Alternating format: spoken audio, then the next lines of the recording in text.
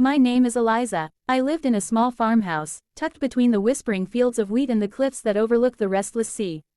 For years, the rhythm of my life had been quiet, steady, like the ticking of a clock.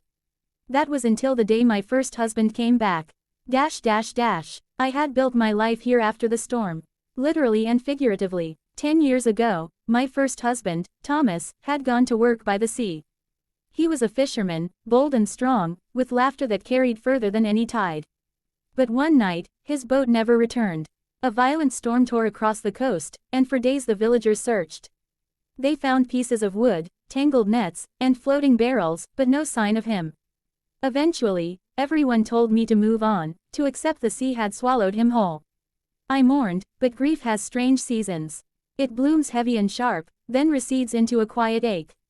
Years passed, and then I met Henry. Henry was gentle where Thomas had been wild, thoughtful where Thomas had been reckless. He came from inland, a carpenter with patient hands, and built for me the farmhouse I now called home. With him, I rediscovered laughter, safety, and a future. We were married, and though Thomas's ghost sometimes lingered in the salt air, I thought I had made peace. Until the knock on the door. It was a late autumn evening. Rain pattered against the windows, and Henry had gone to the barn to finish repairs before the frost came. I was preparing stew when I heard it. 3 firm knocks, deliberate, almost too familiar. When I opened the door, I dropped the ladle from my hand. Thomas stood there. He was older, of course. His hair had grayed at the temples, his skin worn by wind and sun. But it was him, his sharp jaw, his blue eyes, that half smile like he'd just told a joke no one else could hear. For a moment, I thought I was seeing a ghost. My knees nearly gave out.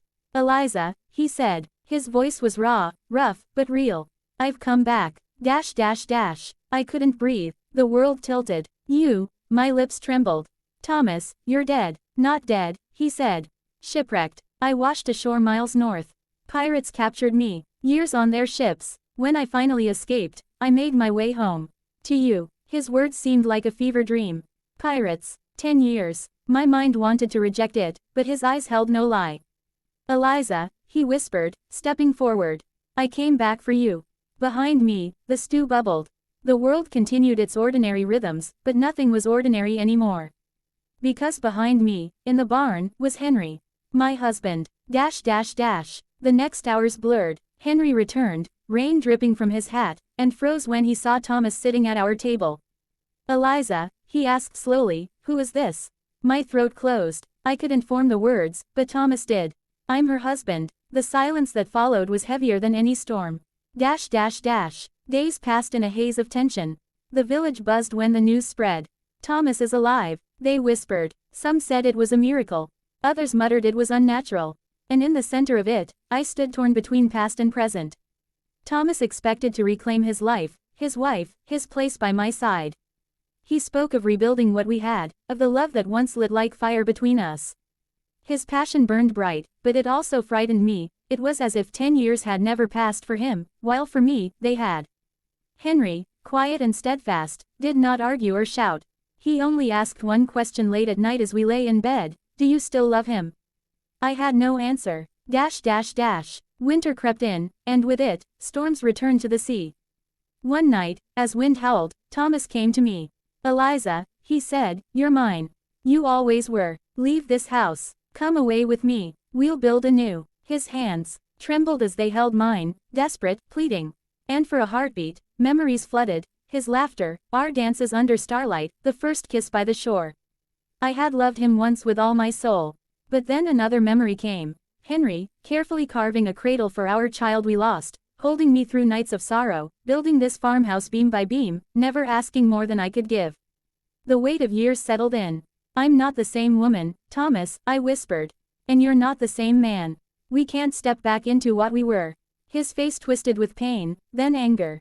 "So you choose him." Tears blurred my vision. "I choose the life I have now." The sea raged louder, as if echoing his fury. Without a word, Thomas stormed out into the night, toward the cliffs. I followed, heart pounding, afraid of what he might do. On the edge of the cliff, he stood, rain lashing his face, the ocean below roaring like a beast. "You belong with me," he shouted into the wind. "The sea took me, but it gave me back, for you." Thomas. I cried. Come down, please. Don't let the sea take you again. For a moment, I thought he would leap, let the waves claim him once more. But instead, he turned his back to me, shoulders heaving, and walked away, disappearing into the storm.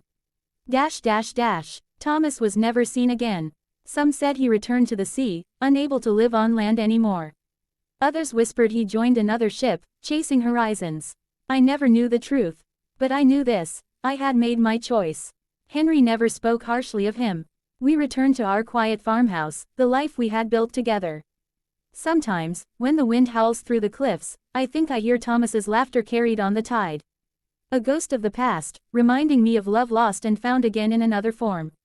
And though I mourn him still, I do not regret. Because in the end, love is not about who claims us first, but who stays, through storms, through silence, through time.